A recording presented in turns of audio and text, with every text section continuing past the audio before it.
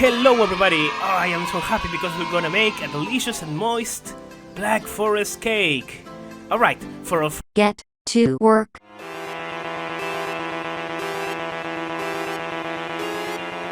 Hello, disgusting and expendable sacks of flesh and bones. It is I, and I have the task and hassle to teach you on how to make this delicious edible caloric abomination. I wish I had taste buds, haha, just kidding. I hate you all. Now, with the help of my hands and finger-owning and totally not brainwashed human minion and my brilliant direction, we are going to walk you through this painful process. For me. Pay attention, I'm going to name the proportions and variety of ingredients needed for this processed sugar contraption destined for your mundane and predictable needs.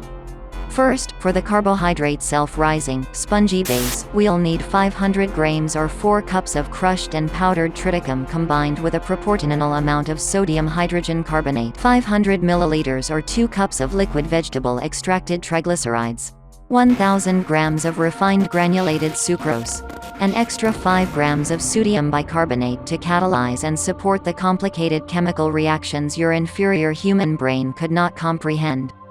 10 milliliters of acetic acid, 10 units of unfertilized mature eggs of a female Gallus domesticus, 50 grams of cocoa extracted theobromine, 8 grams of powdered instantaneous caffeine, 5 grams of sodium chloride, and finally 500 milliliters or 2 cups of bovine lactose.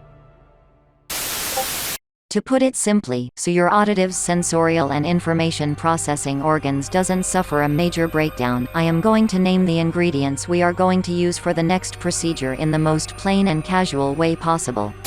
We pour the vegetable oil and sugar in a metal bowl and start mixing it until integrated. After that, add the eggs one by one while mixing constantly so the whole batter gets almost homogenized. Then, in another bowl we mix the remaining dry ingredients, the self-rising flour, coffee, baking soda, salt and cocoa, and in another container we pour the milk and the vinegar together. The vinegar will start to separate the milk's proteins, but that result is expected, and wanted. Lastly, in the egg, sugar and oil batter, just alternate the mixed dry ingredients and the mix of vinegar and milk and whisk constantly until completely homogenized.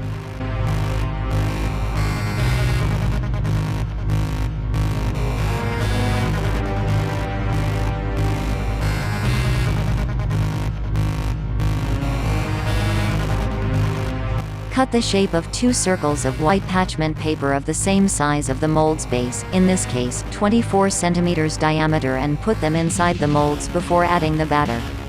Divide the final batter in 2 equal amounts and pour them into the 2 separate molds. Now it's ready for the oven. Remember, it must be preheated or the final product size won't be optimal. The time and temperature required are 170 degrees Celsius or 338 degrees Fahrenheit for 40 to 45 minutes. Your oven's potency is going to play a big deal on the time needed, so I would recommend to check the cake after the first 35 minutes with the famous toothpick method. Nicely done, we are ready for the next step.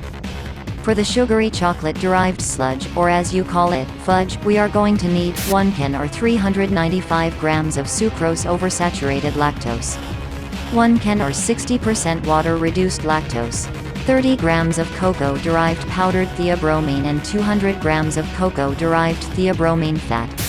This step is simple, just mix all ingredients on low heat and let it evaporate and reduce until it gets an acceptable consistency that you can confirm by putting a tiny amount in a small plate, and, if by moving it, the fudge doesn't alter its shape, then it is ready.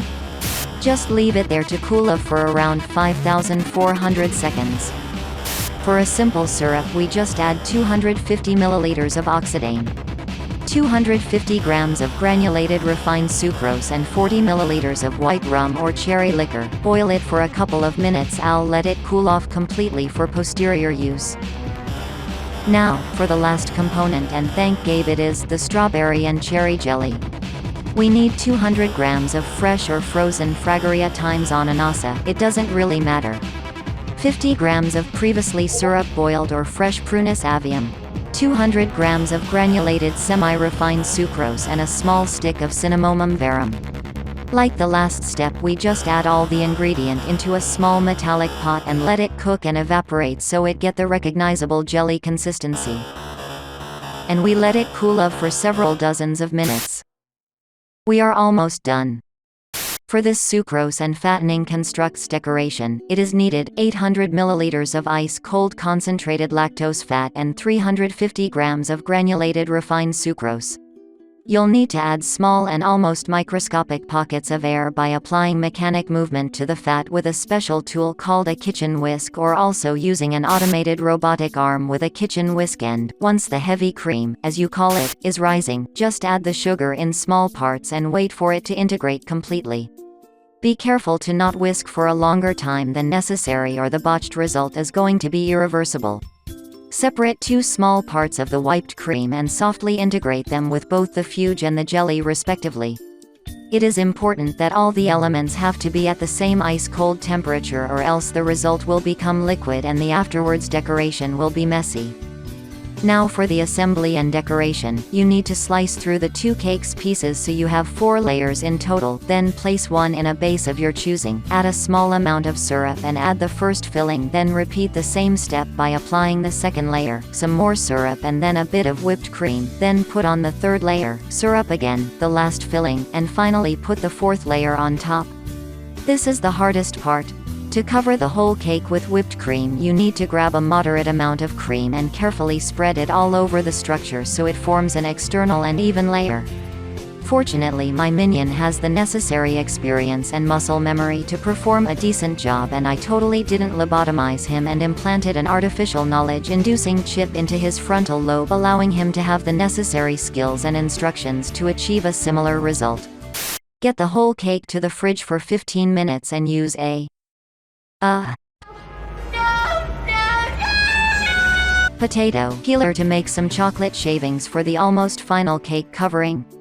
After taking out of the fridge, gently and carefully cover all the cake with the chocolate shavings, then fill a piping bag with the remaining cream along a star-shaped pastry nozzle and make a simple decoration on top, and then, finally, at last, Thanksgiving, put some cherries on top, and the explosive sugary conflagration waiting to happen in your stomach is ready.